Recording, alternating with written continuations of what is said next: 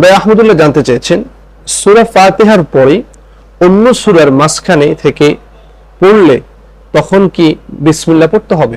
অত্যন্ত গুরুত্বপূর্ণ বিষয়। অর্থাৎ সূরা ফাতিহার পরে যখন আমরা সূরা মিলাই, সূরা মিলানোর ক্ষেত্রে আমরা বিসমিল্লাহ পড়বো কিনা, বা আমরা যদি কোনো সূরার মাঝখান দিয়ে কোনো কেরাত যদি পড়ে থাকি তখন বিসমিল্লাহ পড়বো কিনা।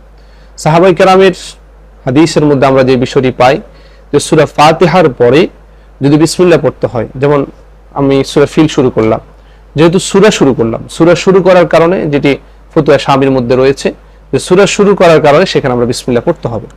তবে হ্যাঁ, যদি আমরা ধরেন আমরা পড়লাম আল্লাহু লা ইলাহা ইল্লা হুয়াল হাইয়ুল কাইয়্যুম লা তাখুযুহু সিনাতুন ওয়া লা নাওম, অর্থাৎ আয়াতুল কুরসিতে কেরাত হিসেবে পড়লাম, এটা তো সূরার শুরু না। সূরা ফাতিহার পর আমি এমন কেরাত পড়লাম যেটা সূরার শুরু না, সূরার মাঝখান থেকে পড়লাম, তখন আর আমাদেরকে বিসমিল্লাহ পড়তে হবে না। যদি সূরা শুরু হয়, অর্থাৎ সূরা ফাতিহার পরে যদি নতুন কোনো সূরার শুরু থেকে শুরু করি তখন বিসমিল্লাহ পড়তে হবে। শুধু সূরা তাওবা যেটি আছে, বারাআতুম মিনাল্লাহি ওয়া রাসূলিহি ইলাল্লাযিনা আহাদতুম মিনাল মুশরিকিন, এই সূরাটা শুরু করলে তখন বিসমিল্লাহ পড়বো না।